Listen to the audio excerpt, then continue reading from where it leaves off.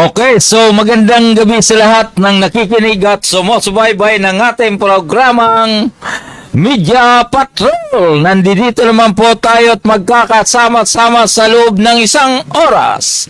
Para sa opinyon, talakayan, hinaing ng bayan, tumawag lamang sa 0956-512-2086. Siyempre, dito lamang po yung sempilan ng Paranaque Net Radio. Uy, parang hindi yatang, Luzon, Visayas at Mindanao. Ito po ang inyong lingkod, Gaspar Latam, na nagsasabing, sa umaga, sa tanghali, maging sa gabi, tayo magkakasama-sama dito po sa ating programang Media Patrol.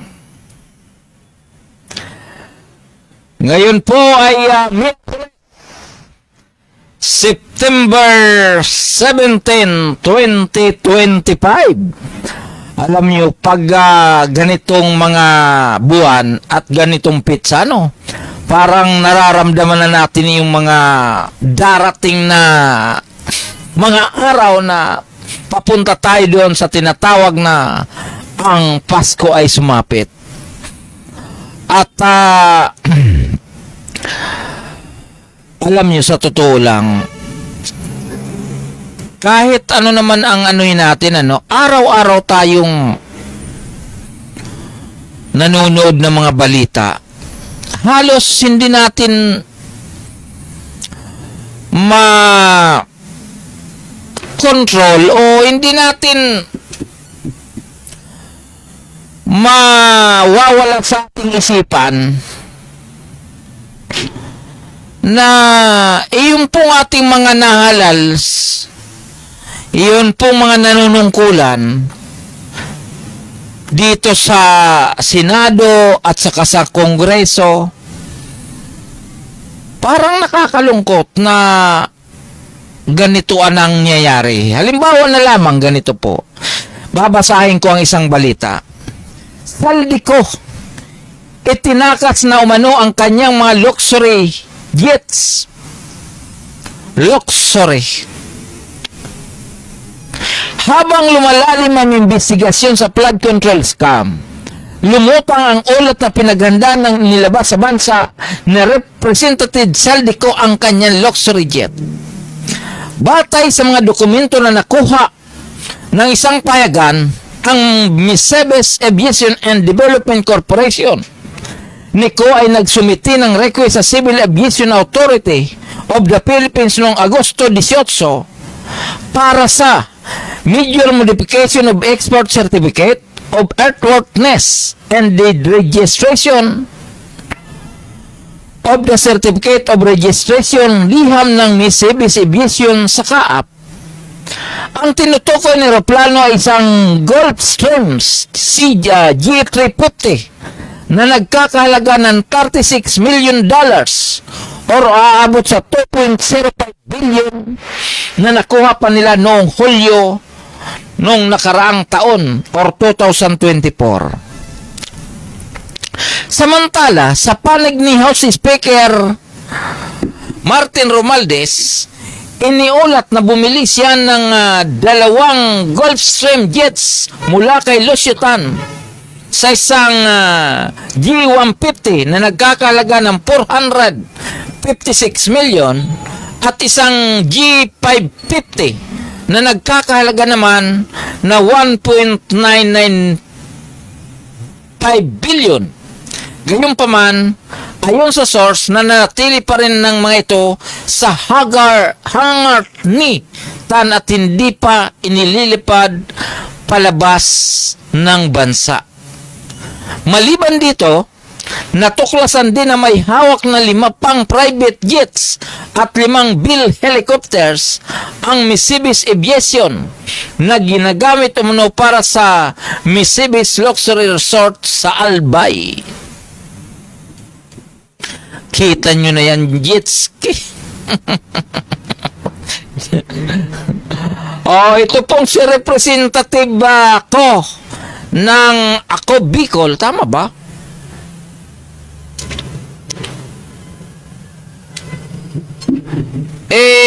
Isa itong Oragon na matagal naman po ito sa politika. Pero yan po ay sa kanilang mga sasakyang himpapawid na napakalaki naman ng mga halaga nito, ano? Isipin mo, aabot ng 2.05 billion. Isang piraso pa lang yan. Paano na po yung iba? At ganun din po itong si Martin Romualdez na talagang malalaking halaga.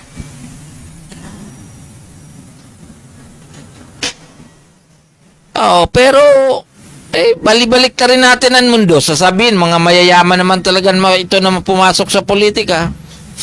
Kaya lang, hindi angkop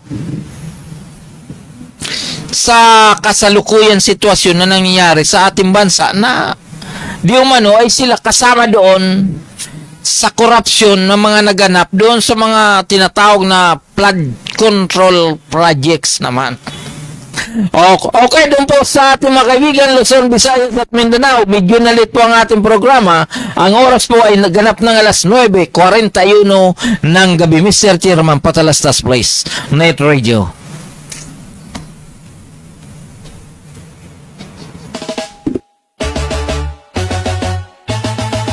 Paranaque, Net Radio, kami ang kasama mo. Hatid ay saya't kwento sa bawat panin ng mundo. Kasama si Gaspar Latam, tagapagbalitang tapat. Laging nasa ere, serbisyo ay sapat. Paranaque, Net Radio Worldwide, boses ng bayan, boses ng mundo. At kasama si Gaspar Latam, laging handang magatid ng totoo sa himpapawid. Boses ay malinaw, balita't musika sa puso'y dumadlaw. Mula sa bayan ng Paranaque hanggang sa dulo ng mundo, dala'y pag-asa at ngiti. Paranaque, Net Radio, kami ang kasama mo.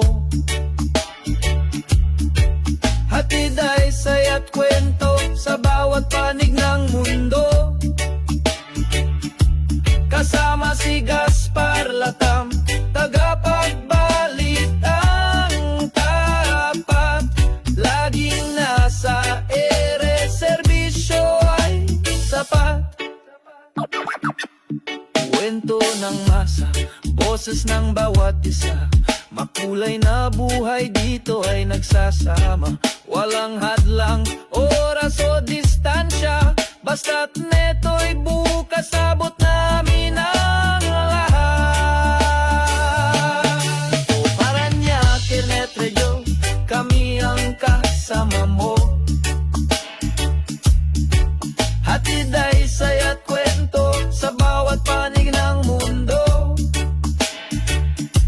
Kasama si Gaspar Latam, tagapagbalitang tapat. Laging nasa ere, serbisyo ay sapat. Paranaque, Net Radio Worldwide, boses ng bayan, boses ng mundo. Pagkasama si Gaspar Latam, laging handang magatid ng totoo.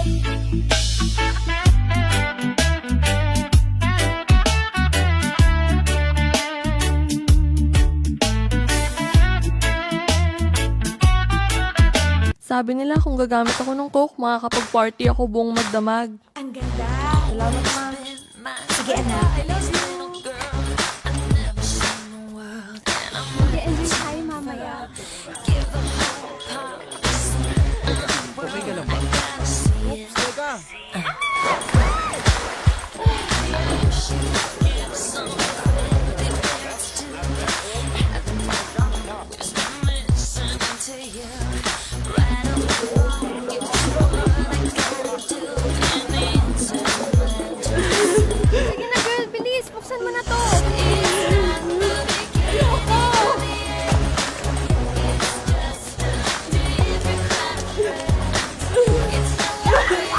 Sabi nila kung gagamit ako ng coke, makakapag-party ako buong magdamag. Nagsinungaling sila. Alamin ang katotohanan tungkol sa cocaine. Drug Mamahalin niya raw ako habang buhay kung hihit-hit kami ng crack. Diyan ka lang! Tumahimik ka! Tahimik! Wala kang kwenta! Isa ka lang! Mahal kita! Tumigil ka sabi! Tama Sinusubukan na! ko tumulong!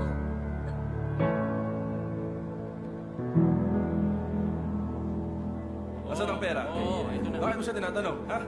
Tignan natin. Sige. Kwenta. Pulis to! Sumuko na kayo! Meron kaming warrant! Sumuko na kayo! Clear! Clear! Sumuko ka na! Itaas ang mga kamay at tumarap sa pader!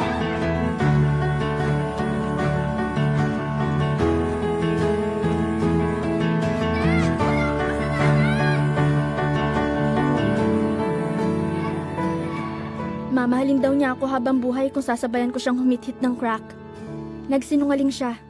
Alamin ang katotohanan tungkol sa crack. drugfreeworld.org.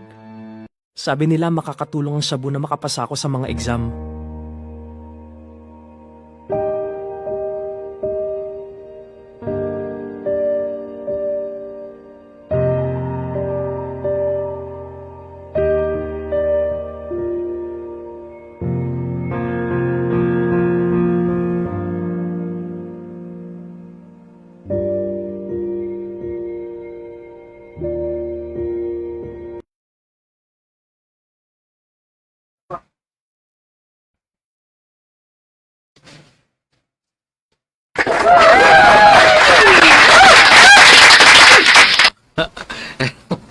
Hello, Mike Tesilo. Hello, Mike Tesilo. Hello, Mike Tesilo. Hello, Mike Tes. Okay, talaga naman pag tayo ay sobrang lakas ng ano natin. Okay, so kanina nabanggit po natin yung tungkol po kay Martin Romualdez. Batid po natin na matagal na rin po silang mga nanunungkulan at saka may mga negosyo naman yan. Kaya lang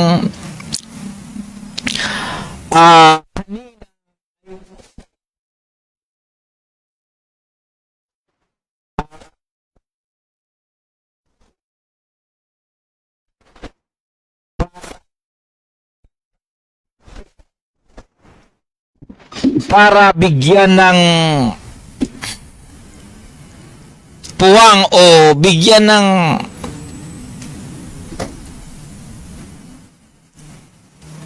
sabi nga nila kailangan na yung magiging investigation sa flood control projects na yan na tila bumabalandra dito kay Congressman ko at saka kay Martin Romualdez nararapat lamang na siya po ay pansamantalang tumabi muna. Oh, di ba? Kasi sabi nga suportado pa siya ng majority. Yan po sa Kongreso. Opo, kaya lang kontrolado. Oh,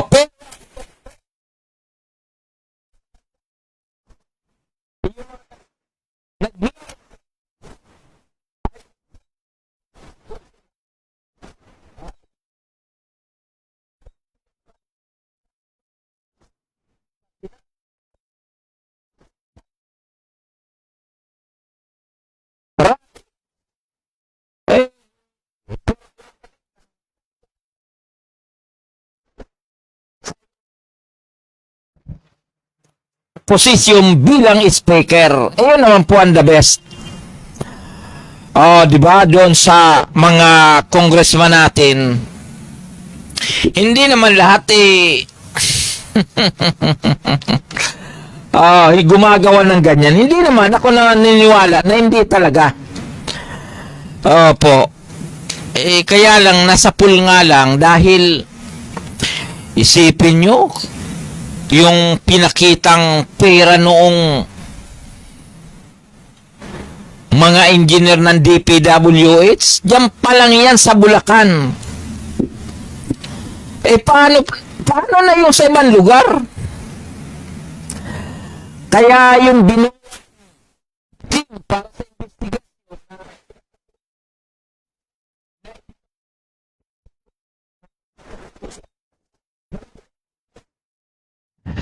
na si Pangulong Ferdinand, dapat suportahan po yan ng taong bayan. Dahil isipin mo yung presidente na mismo ang gumawa para tao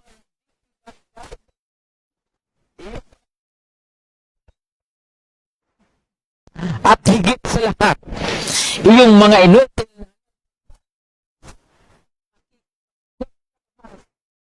sa mga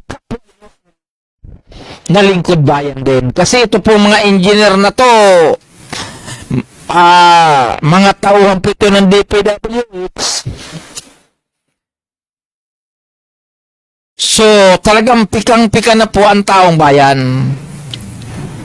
Pero, dahil isa naman tayong lehitimong Pilipino, hindi naman po ako sang-ayon dyan sa ginagawa na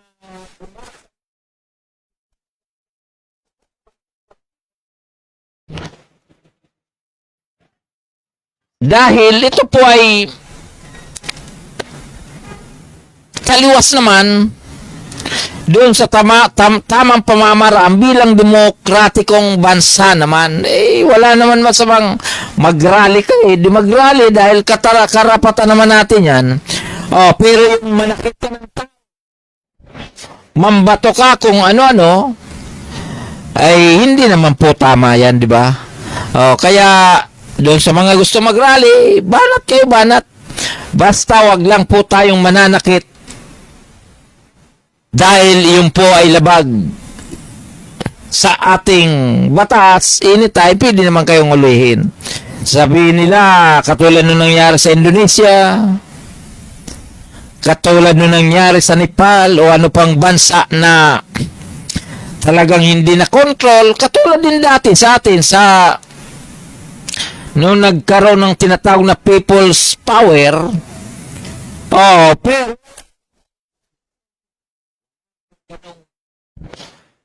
hinuhulog sa ilog, tahimik naman tayo. Ganyan.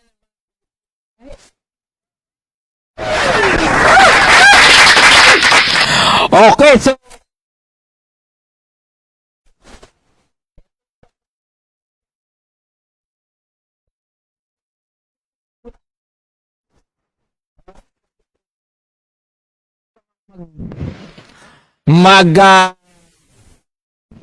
tigil pa sa kung yun ang gusto nyo. Kaya sa daming pasada, tigil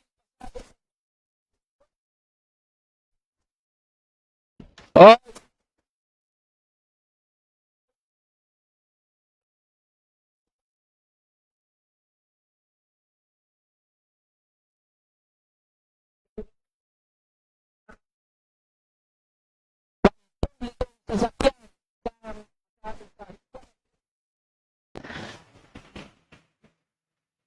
Kaya lang, ang naabala nyo lang naman yung mga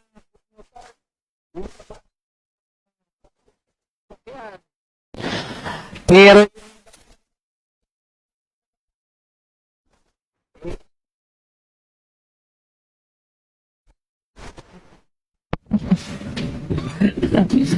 di ba? Nagpapasalamat pa sila dahil lagi mabilis ang kanilang biyahe. Kaya itong Manibila, itong si Manibila, tigil pasada nyo na, walang kwenta. Bukas na naman.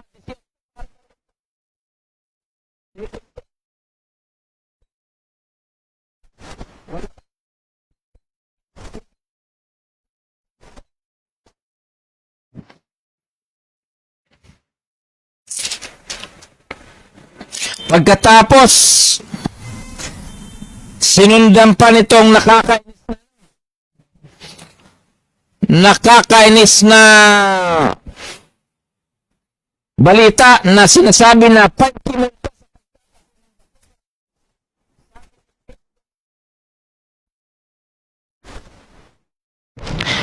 alam nyo, itong diskarte ng MMD, kahit gawin nyo pang 10,000, magiging palabigan.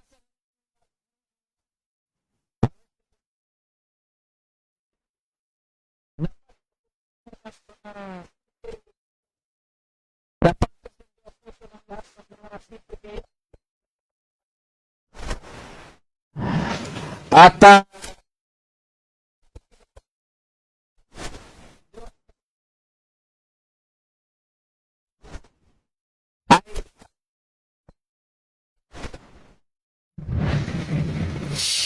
sa pagtatapon ng basura na di umano ay sanhi ng pagkabara ng mga ilog at kanal sa bawat kalunsuran. Yun lang.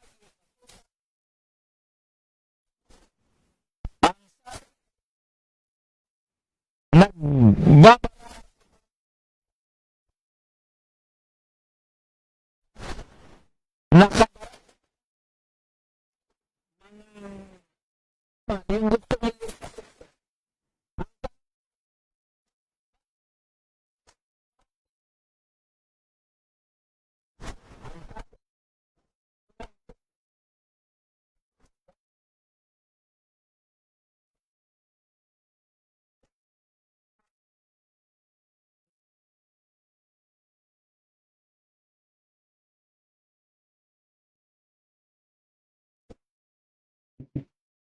na minsan ang kanilang pagtatapon ng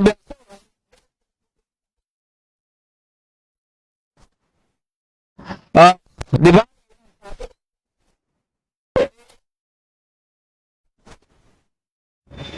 Sa totoo lang naman,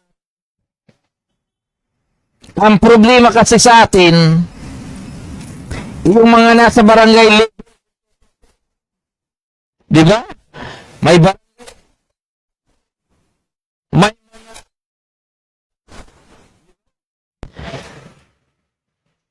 so,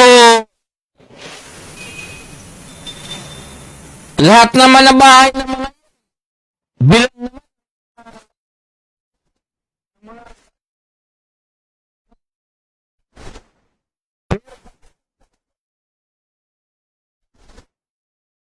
oh,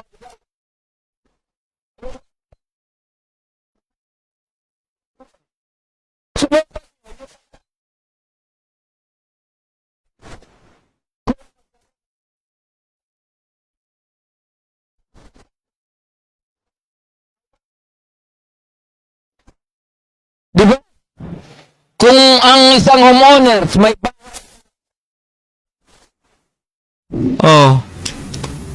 sabihin natin isang araw, isang business lang sa hapon na lang o sa gabi. Kaya hapon, sabihin mo na hapon. May mag-ikot doon. Kung hindi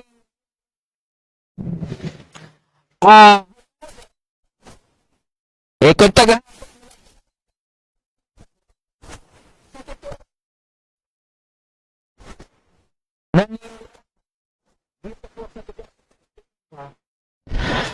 diyan po sa lugar ng Iskara. Ang aming presidente noon, organize yung homeowners. Di ba? Kasi yung homeowners, halimbawa, may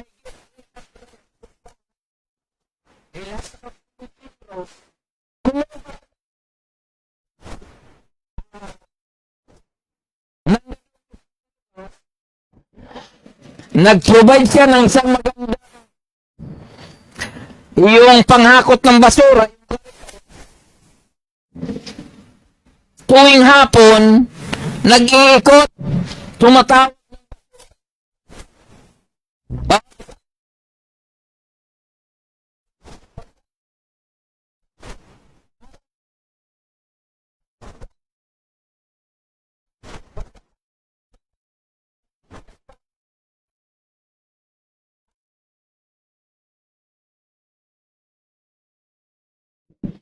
Di ba? Oo. Minsan, 2 piso, 3 piso. Kakatuking ka. Kuya,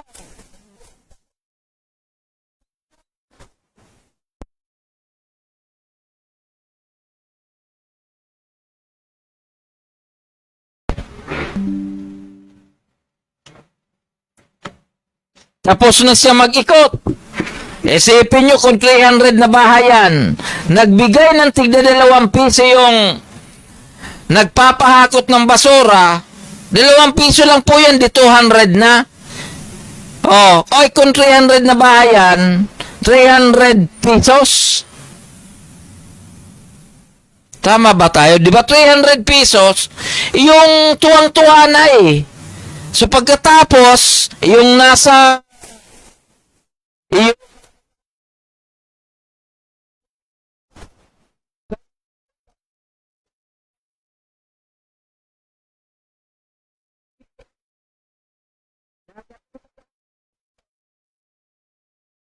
di, tapos ang problema. Oh, di ba? Yun ang karanasan ko doon sa dati namin tinitiran na nagkaroon ng solusyon. Simple lang naman, hindi mo naman kailangan hindi mo kailangan mag-vlog gabi-gabi o tuwing umaga na ito, nandito kami ngayon, tambak na naman ang basura.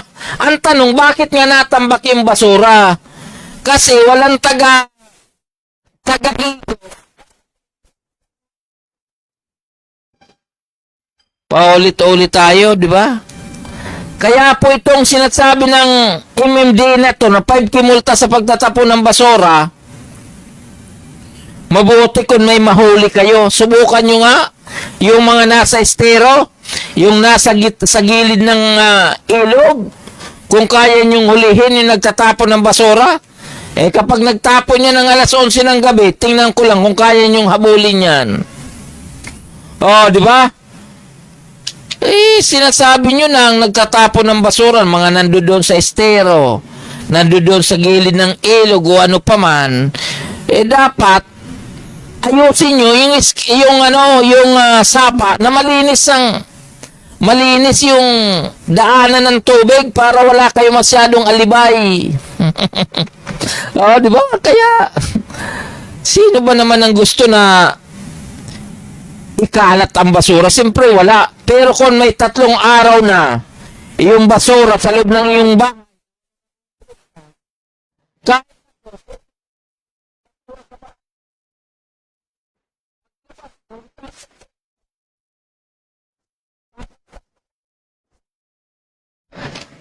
nako naman, nakakabanas. Isipin nyo, 5K multa sa pagtatapon ng basura doon sa mga depressed areas, wala nga pambili ng bigas. Pagkatapos,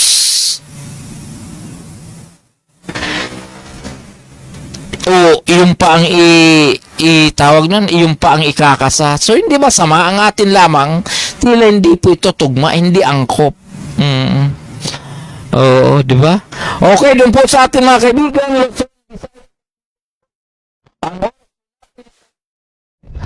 ay ganap ng alas 10:04 ng gabi. Mabuti itong si Ming Lopez.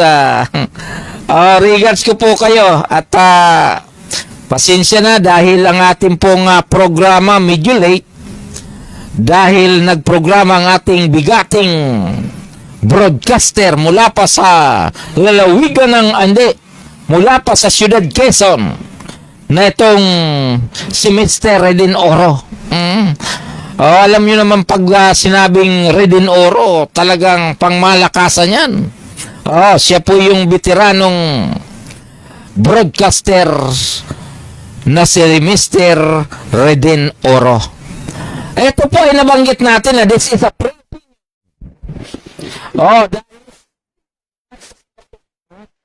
kaya hindi doon sa katulad ng mga nagsigawa kalsada na katulad nagsigawa at tulad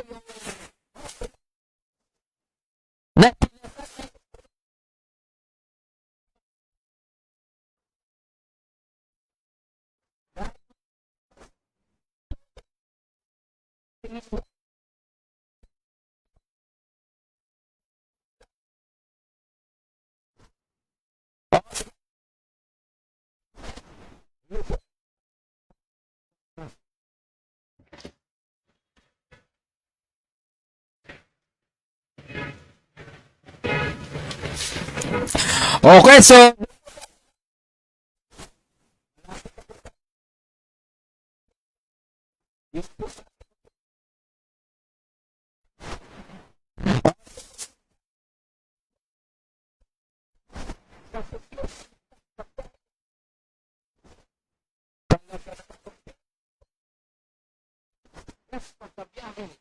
sa security.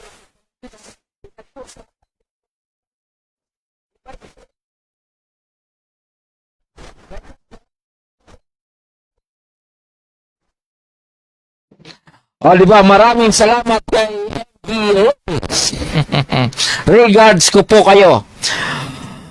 So, ito po ay nababanggit natin sa hirap ng buhay. Pagkatapos ang ating mga lingkod bayan, bilyones ang pinag-uusapan. Sabi nga ni Justin, di bali na akong walang pera, pero hindi naman ako nagnanakaw sa bayan. Ang sabi niya, walang sound. Yun lang. Wala nga, pero okay na dito. Ang sabi ni Justin, di bali ako walang pera. Ang trabaho ko ganito lang, pero hindi naman ako nagnanakaw sa pera ng taong bayan. O, di ba, Justin? Regards ko po kayo. Ang pamunuan ng Mayor Action Support Group diyan po sa lugar ng La Huerta in the city of Parañaque. O, katulad ng iyong lingkod, hindi baling walang pera.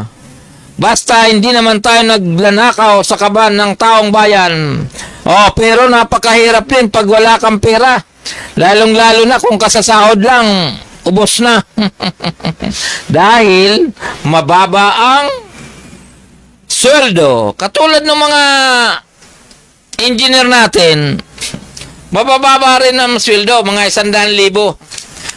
Pero ang kanilang kickback, ang kanilang modus, ang kanilang sindikato, bilyon-bilyon ang kanilang pera mula sa kaban ng taong bayan.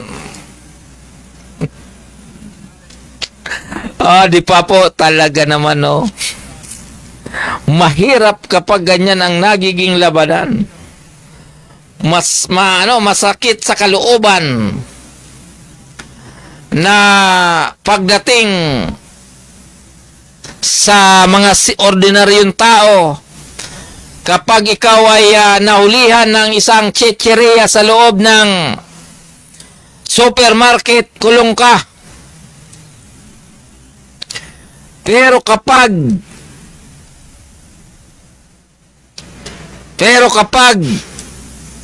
mga kontraktor, mga politiko, bilyon-bilyon na ang kinurakot, investigation pa rin ang naaabot.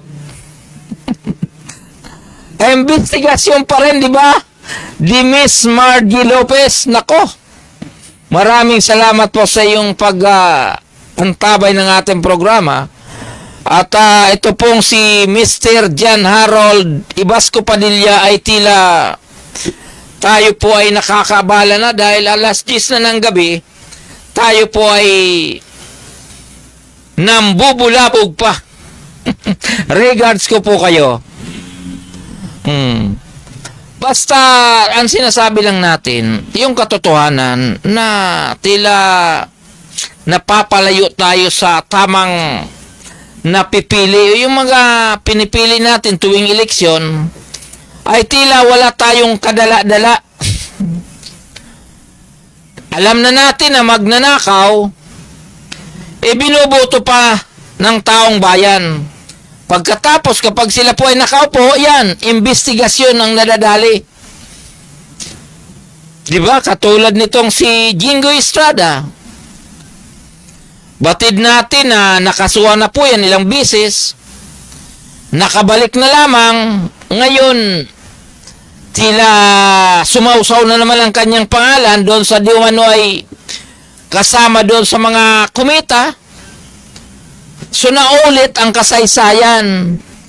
At katulad ni Villanueva, Joel Villanueva, nasangkot na rin po yan. Naulit din po ang kasaysayan.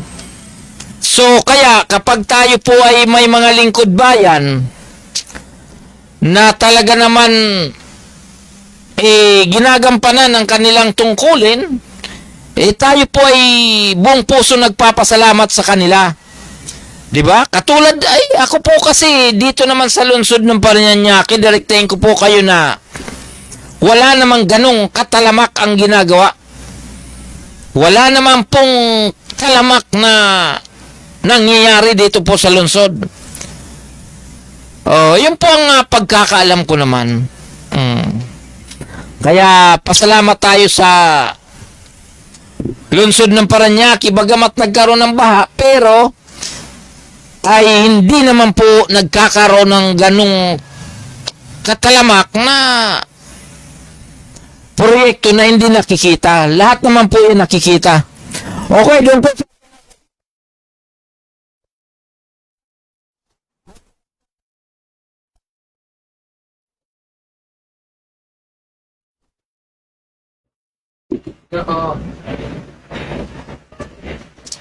Wala umanong gastos ang gobyerno sa mga biyahe ni Vice President Sara Duterte sa ibang bansa mula Hulyo 2024 hanggang sa kasalukuyan. Ang pinastostos mula ng bayan ang kanyang mga security staff na umabot sa 7.473 milyon. Nawawala pa rin? Oo, talaga naman.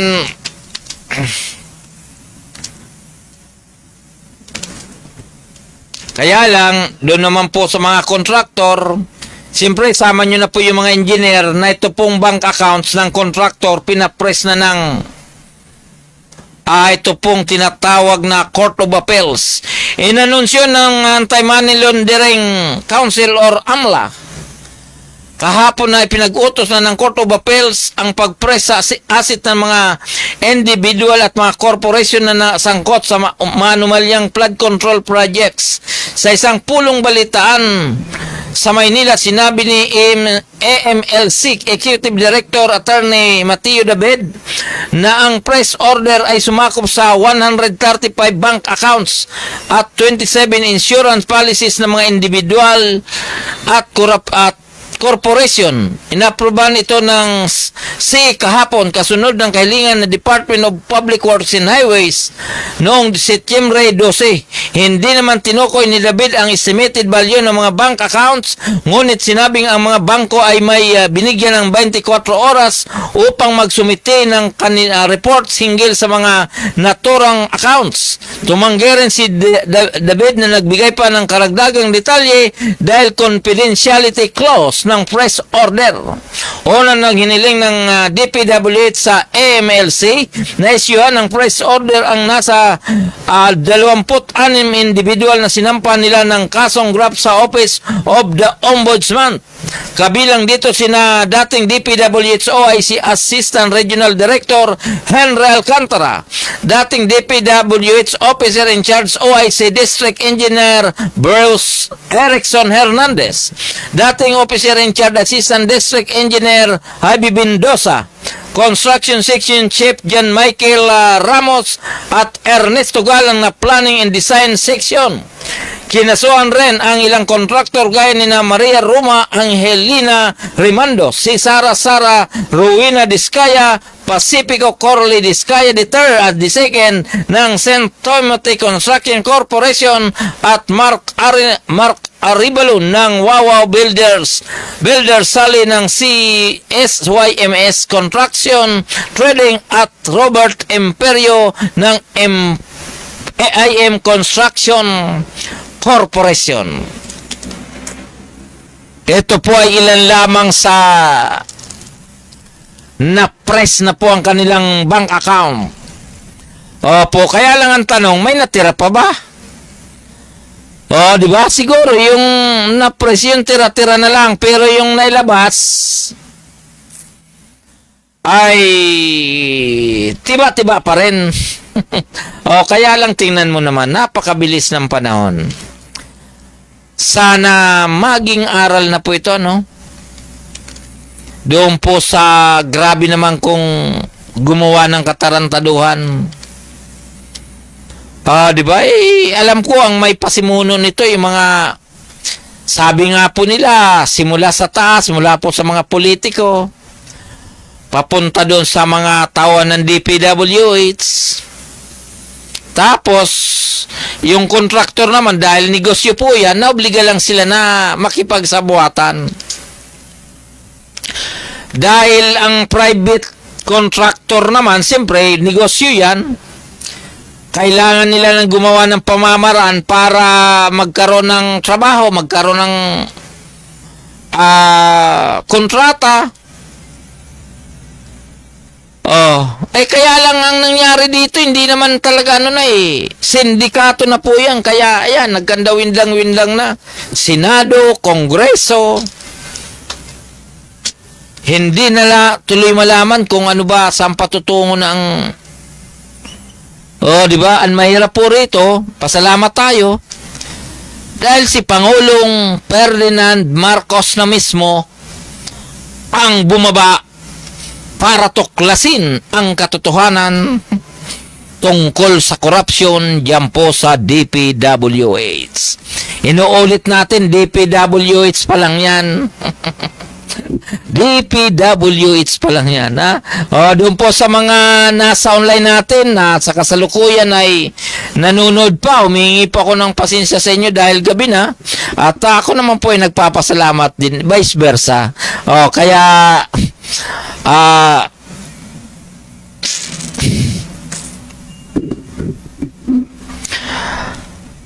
kaya hanggat maaari, yung pong mga nasa DPWH ngayon na bagong pamunuan sa ilalim ni Vince Dizon naman, sana wag nyo nang tularan yung mga nauna na sa kasalukuyan. Sila po ay kilalang tao. Ngayon, hindi na sila proud doon sa pagkakakilala nila. Bagko sila po ay kung hanggat maaari, baguhin na nila ang kanilang baguhin na ang kanilang mukha para hindi na siyempre yung kahiyan nun, hindi na kayang baguhin. Mamanahin na po yan hanggang sa sila po ay tumanda. So, yung mga kaibigan nila, siyempre, nagkandawalaan na yon. Matitira sa kanila yung tunay na kaibigan na lamang. Yung talagang puso sa puso. Di ba? Kasi, alam niyo naman ang mga kaibigan, marami po yan kapag ikaw po ay nasa taas. Pero kapag ikaw ay bumagsak, sa totoo lang, ang matitira sa iyo ay kakaunti lang, yung mga lehitimong tunay na nagmamahal sa iyo. Iyon naman po ang katotohanan yan. Huwag na tayo manirmon. Di ba? So, yun po sa ating mga kaibigan.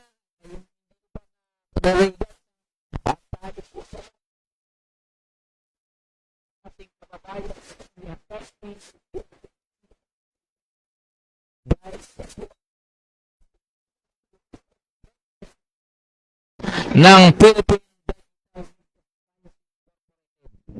at kanina at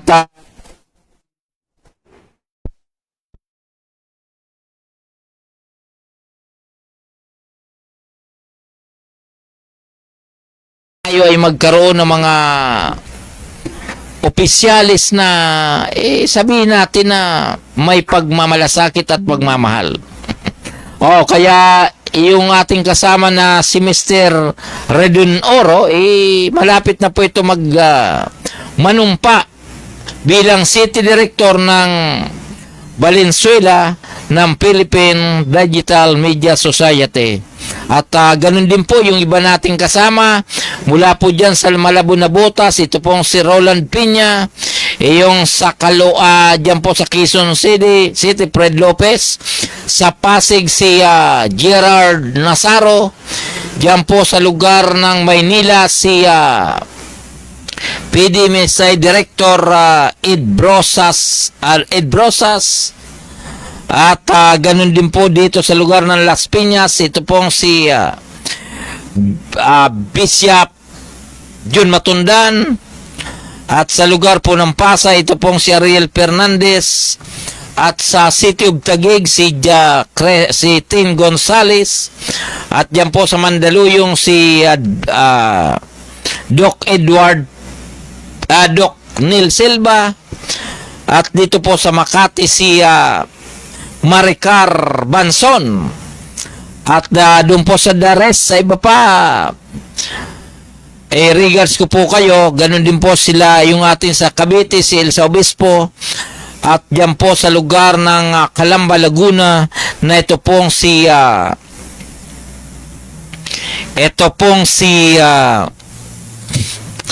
nakalimutan tuloy natin ang pangalan ni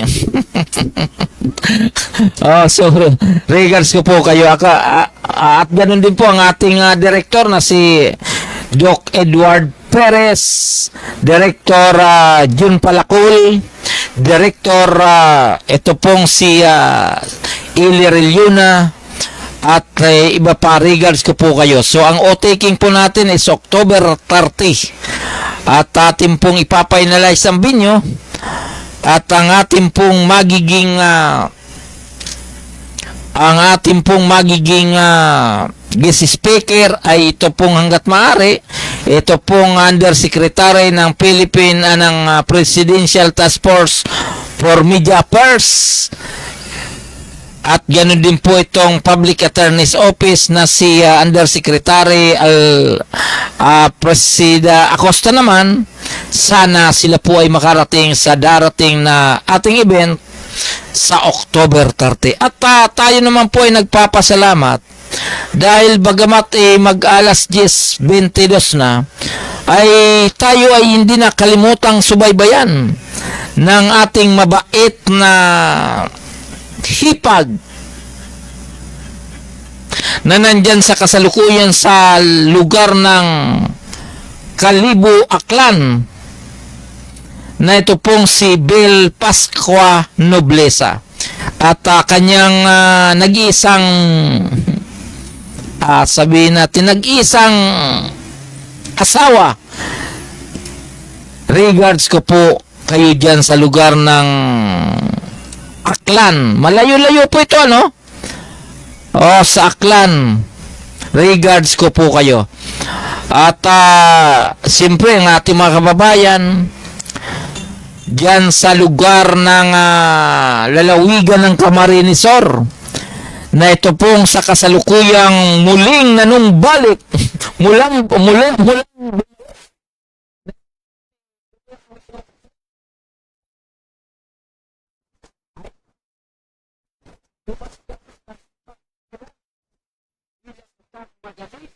masipag na gobernador diyan po sa lalawigan ng Camarines Sur. Alam mo, sa totoo lang, hindi ko matandaan kung kailan ito nagsimula kasi yung dating tatay niya, si Luis Villapuerte, talagang naging matagal din po itong gobernador. Pagkatapos nung kanyang tatay, pinalitan itong si El Villapuerte. 80s pa yan, mga late 80s. Sabihin natin 87, 89, 88, 89. Mga gobernador ng mga Villapuerte. Tapos nung El Rey, pinalitan ng kanyang anak na si Migs Villapuerte. Pagkatapos pinalitan naman kanyang kapatid na si E.G. Villapuerte. Halimbawa, 9 years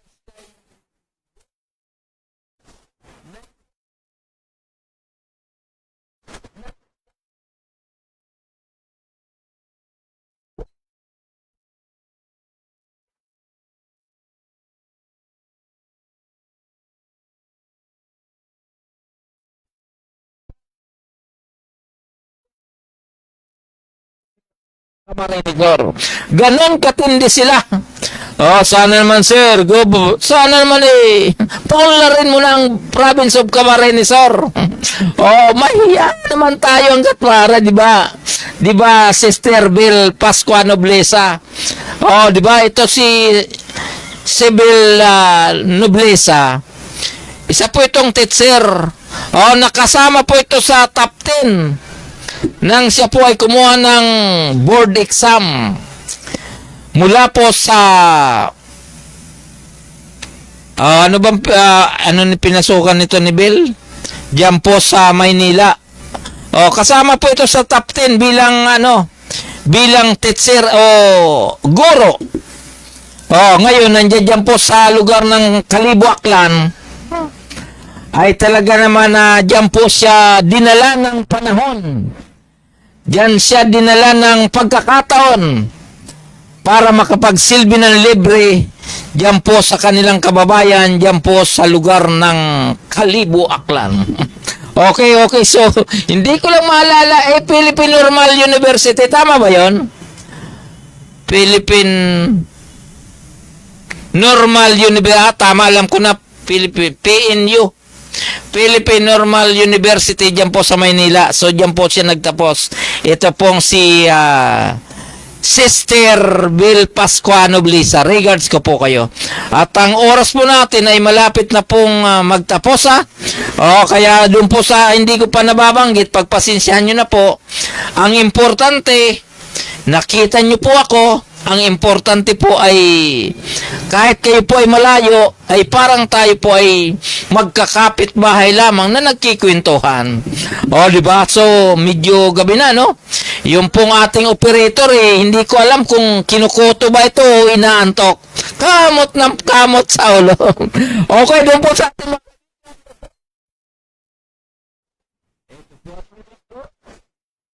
Gaspar lang. So,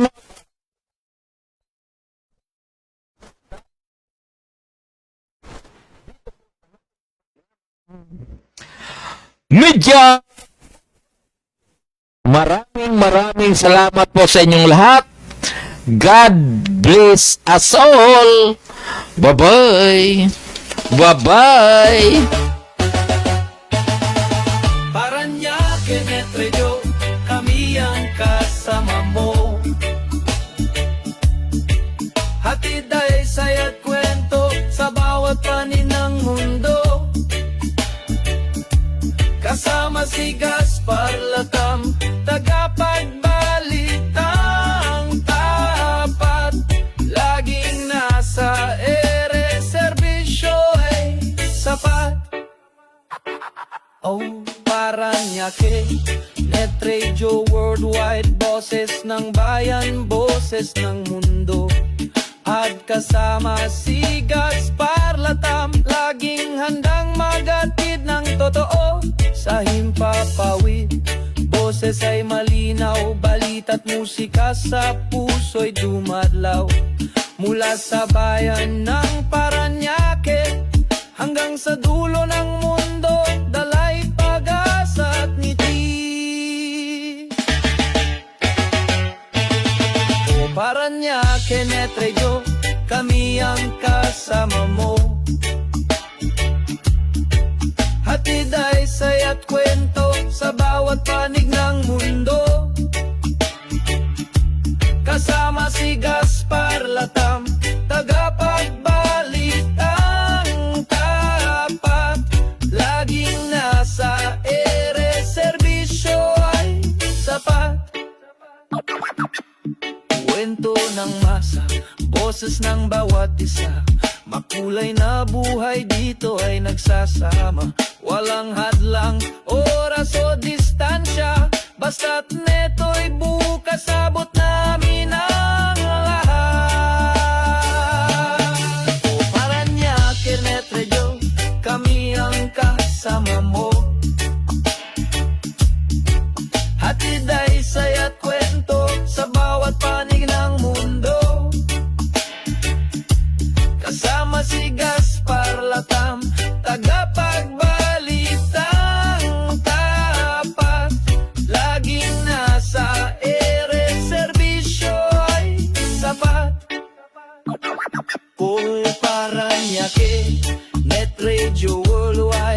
Boses ng bayan, boses ng mundo. Pagkasama si Gaspar Latam, laging handang